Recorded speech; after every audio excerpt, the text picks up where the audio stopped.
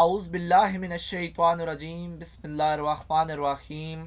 शुरू अल्लाह के नाम से जो बड़ा मेहरबान और नहायत रहम वाला है। उम्मीद है आप लोग खैरियत से होंगे। और इस वीडियो में इंजीनियर फैसल आपसे मुखातिब है। हमारी आज की वीडियो का टॉपिक है डीएई सेकेंड ईयर की मैथमेटिक्स। एक्सरसाइज 2.2 है, क्वेश्चन नंबर 2 है और पार्ट 2 सॉल्व करेंगे। और इसके अलावा मैं आपको अपने चैनल का इंट्रोडक्शन करवाता चलूँ। मेरे चैनल का नाम है केमिकल इंजीनियरिंग एजटेक और इस चैनल के अंदर मोर देन 350 लेक्चर्स अवेलेबल हैं।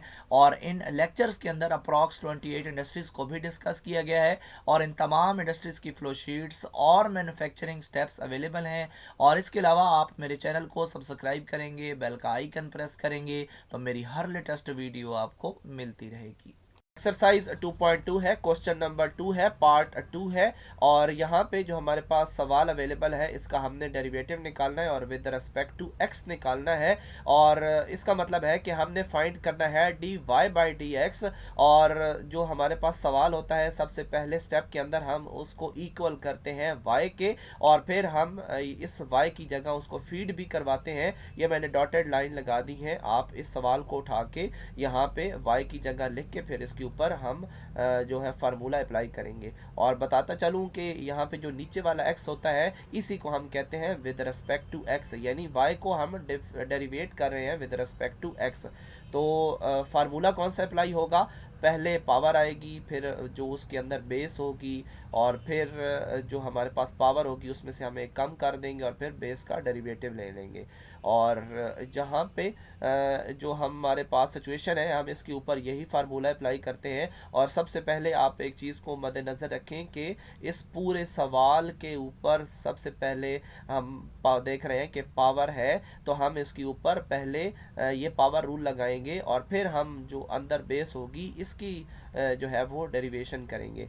तो सबसे पहले हम इसके ऊपर ये फार्मूला पूरे सवाल की ऊपर अप्लाई करते हैं। तो सवाल के इस फार्मूला के मुताबिक सबसे पहले पावर हमने यहाँ पे लिख दी 3/2 और फिर पावर में से एक कम, दरमियान वाली किसी चीज़ को हमने नहीं छेड़ना, जस्ट पावर पहले और पावर में से एक कम।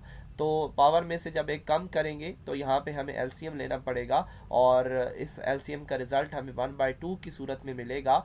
और अगले स्टेप में क्या करना है, हमने पावर ले ली, पावर में से कम कर दिया, अब हमने बेस का डेरिवेटिव लेना है, यहाँ से बेस को निकालना है और इसका हमने डेरिवेटिव निकालना है। और याद रखना है कि इस बेस को ले जाते वक्त आप किसी पावर को, किसी कोफिशिएंट को इसके साथ इन्वॉल्व नहीं करेंगे।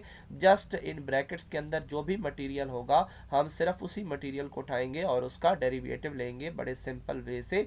और यहाँ पे हमने ऐसा ही किया कि जो हमने स्टार्ट में इस पावर रूल को अप्लाई किया था तो हमने सिर्फ पावर पहले ली और पावर में से एक कम करके रिजल्ट लिख दिया, इसके अलावा हमने इसको नहीं छेड़ना।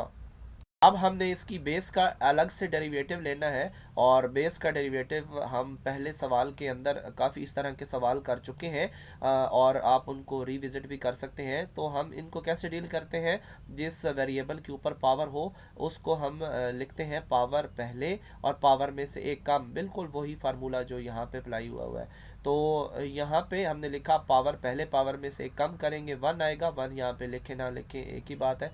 तो सेकंड पे अप्लाई करेंगे दो रूल्स। और जो यहाँ पे वेरिएबल होता है और उसके ऊपर कोई पावर नहीं होती, पहले सवाल में मैंने बताया था कि हम डायरेक्ट उसका डेरिवेटिव पुट कर सकते हैं 1।